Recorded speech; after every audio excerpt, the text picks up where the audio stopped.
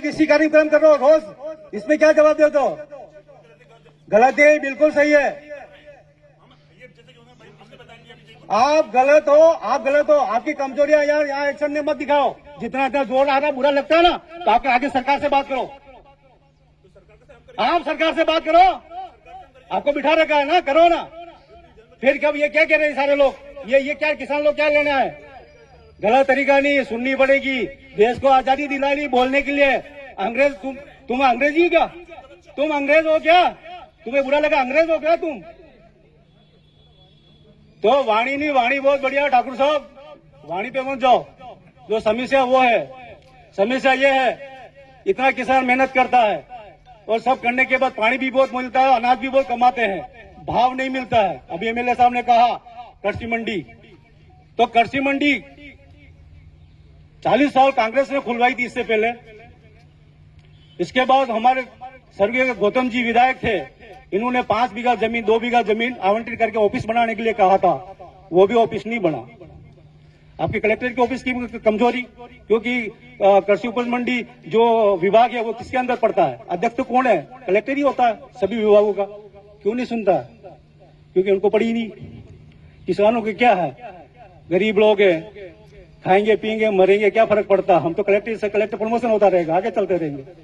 तो मेरा ये कहना है कि अनाज का भाव कृषि मंडी पे स्टे लगा है, कुछ जमीन पे लगा है? सवाल ये है। सब लोग कर रहे हैं, सभी जनप्रतिनिधि चिल्ला रहे हैं, जुलूस निकाल रहे हैं, हमने जल्दी कृषि मंडी खोल दी। कोई बात, बहुत अच्छी बात है, खोल दी, तो फिर स्टे क्यों आ गया? अगर कृषि मंडी पे स्टे है या उस जमीन पे है, अगर जमीन पे है तो जमीन छोड़ो ना। अपने दरिया में बहुत सारी जमीन है, कहीं भी कृषि मंडी के लिए अलॉटमेंट करा दो। हमें तो किसान की कृषि मंडी चाहिए, भाव चाहिए। उसी जमीन पे क्या ऐसा मिल रहा है हमें? लेकिन चलो फिर भी इस पे राजनीतिक पापड़ सेक रहे हैं, सेको, कोई दिक्कत नहीं। हमें यह कहना है कि कलेक्टर साहब होते हुए कितनी बैठक होगी? 50-30 बैठक होगी दरियावत में। यहाँ पे हर बार कलेक्टर साहब आते हैं, हम यही कहते हैं कृषि मंडी खुलवाओ, कृषि मंडी खुलवाओ। कलेक्टर साहब घटी हिलाते हैं यूं, हाँ खुलवा देंगे। और कुछ कहते हैं तो बुरा लग जाता है। अरे किसानों की बात बुरी क्यों लगती है आपको? आप ईमानदारी से काम करो, ये कमीशन खोड़ बंद कर दो। ये प्रतापगढ़ जिला है जो कमीशन खोड़ के नाम से पहचाना जाता है, इस कमीशन खोड़ को बंद करो और ईमानदारी से काम करो। प्रतापगढ़ जिला मजबूत बनेगा, निर्माण कार्य मजबूत बनेंगे।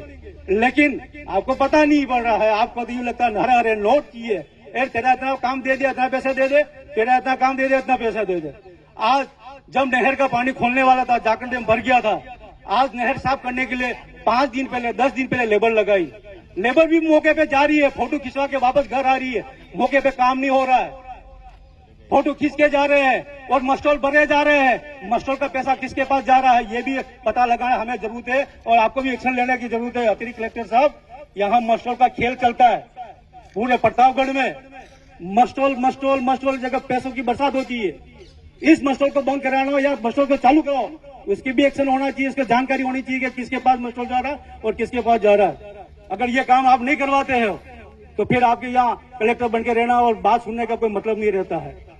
आप किसानों की बात नहीं सुनते हो, आप गरीबों की बात नहीं सुनते हो, जनता की बात नहीं सुनते हो, सिर्फ लाशा बन के बैठे हो और बातें करते हो बड़ी हाँ।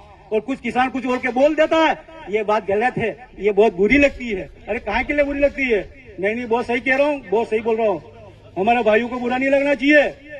सबके मुंह बिगाड़ो मत। जनप्रतिनिधि हो, सब जनता के नेता हो, सबकी जनता के सेवक कर बैठो, सबकी जनता के नौकर हो।